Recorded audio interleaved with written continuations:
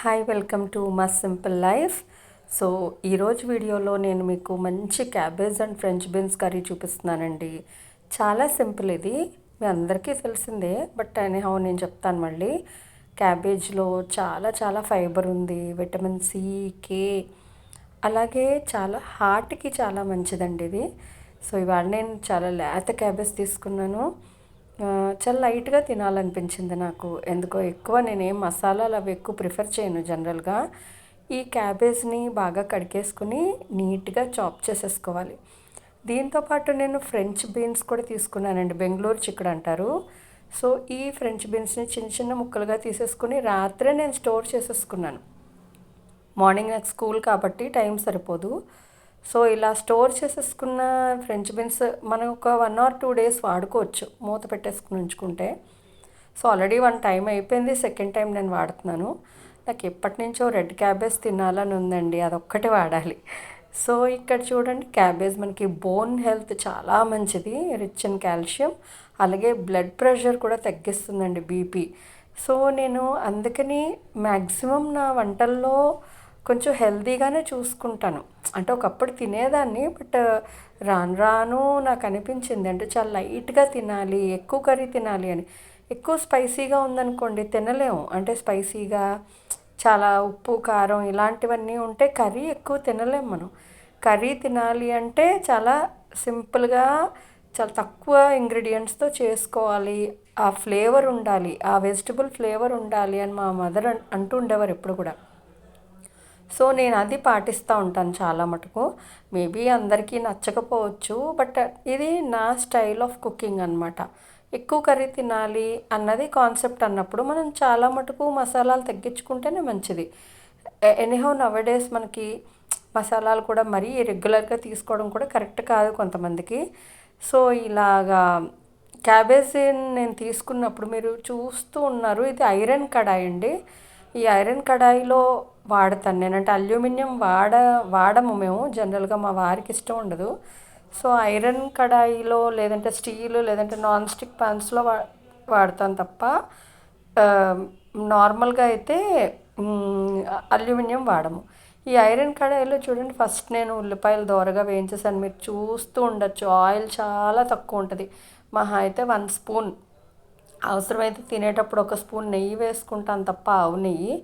ఇలాగా వండేటప్పుడు మాత్రం అసలు ఎక్కువ ఆయిల్ ప్రిఫర్ చేయనండి, ఎందుకంటే ఆయిల్ కూడా మంచిది కాదు. మనకంత ఫిజికల్ వర్క్ లేనప్పుడు మ్యాక్సిమం మనం కొన్ని తగ్గించుకుంటే మంచిదని నా అభిప్రాయం.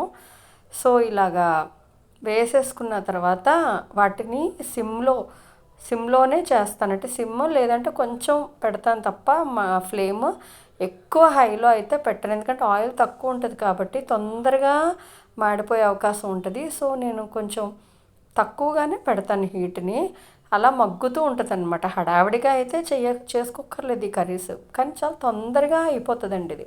మహా అయితే మీకు 10 minutes కన్నా పట్టదు, అన్నీ మనం కట్ చేసేసి ఉంచుకుంటే కాయగూరలు అవన్నీ మీకు 10 minutes కన్నా పట్టదు.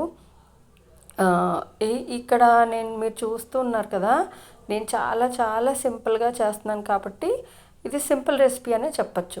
ఎక్కువ మూత పెట్టే మగ్గిస్తానండి.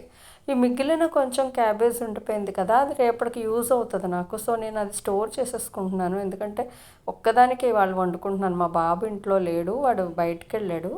సో నేను ఇంకో బీన్స్ క్యాబేజ్ నీట్గా కట్ చేసేసుకొని అది రేపటికి యూజ్ అవుతుంది నాకు. అంతకన్నా ఎక్కువ యూజ్ చేయము, అంటే ఫ్రిడ్జ్లో పెట్టిన అసలు ప్రిఫరబుల్ కాదు, బట్ ఒకసారి మిగిలినప్పుడు మనం పడేసుకోలేం కదా. అలాగే కొంచెం పసుపు వేసాను, కొద్దిగా అండి వాటర్, మగ్గిపోయింది చూడండి ఆల్రెడీ కూర, కొద్దిగానే వేసాను, ఎందుకంటే కొంచెం ఎక్కడెక్కడ గట్టిగా తగులుతాయేమోనని లైట్గా వేసాను. అది కొంచెం కలిపేసి మూత పెట్టేసుకుంటే మనకి, నేను కారం అయితే వేయలేదండి, నేను జనరల్గా పచ్చిమిరపకాయ ఫ్లేవరే ఇష్టపడతాను, ఎప్పుడైనా వాడతాను ఇంట్లో వాళ్ళందరూ అడిగితే తప్ప, జనరల్గా ఎక్కువ పచ్చిమిర్చి ఫ్లేవర్ని ఇష్టపడతాను. అయితే ఇది మగ్గిపోయింది చూడండి, ఆల్మోస్ట్ హాఫ్ కుక్ అయిపోయింది, అంటే ఓవర్ కుక్ అయితే చెయ్యను నేను. కాయగూరలు తినగలిగే విధంగా ఉంటే హాఫ్ కుక్కే చేస్తాను. ఇదిగోండి, ఇది చూడండి కలర్ఫుల్గానే ఉంది కదా, ఐరన్ కడాయి కాబట్టి కొంచెం డార్క్నెస్ వచ్చింది. సో కారం అయితే పచ్చిమిరపకాయ కారం తప్ప ఏమీ లేదు. గార్లిక్ వేసానండి, అది చెప్పడం మర్చిపోయాను. వెల్లుల్లిపాయలు చిన్న చిన్న ముక్కలు చాప్ చేసేసి అయితే వేసాను. అది ముందు ఉల్లిపాయలు వేపేటప్పుడే నేను వేసేసాను అనమాట. ఆ ఫ్లేవర్ కూడా చాలా ఇష్టం నాకు, గార్లిక్ ఫ్లేవరు.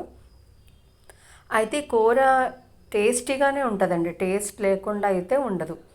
అంటే కొన్నిసార్లు మనం బ్యాలెన్స్డ్గా చేసుకోవాలి అంటే ఇలా చేసుకొని తక్కువ రైస్కి ఎక్కువ కూర తినచ్చు అనమాట. ఈవెన్ అది పెరుగన్నంతో కూడా చాలా చక్కగా ఉంటుందండి. చాలా అంటే ఇష్టపడి తింటారు పిల్లలు కూడా. కొంచెం కారం తక్కువ వేస్తే ఇష్టపడి తింటారు. నేనైతే కొంచెం కారం పచ్చిమిరపకాయలు ఒకటి ఎక్కువ వేసానులేండి, కొంచెం స్పైసీగానే తిన్నాను నేను ఇవాళ. సో ఇదండి నా సింపుల్ రెసిపీ. సో ఎప్పుడైనా సరే ఇలాంటి రెసిపీస్ చూడాలంటే ప్లీజ్ సబ్స్క్రైబ్ చేసుకోండి.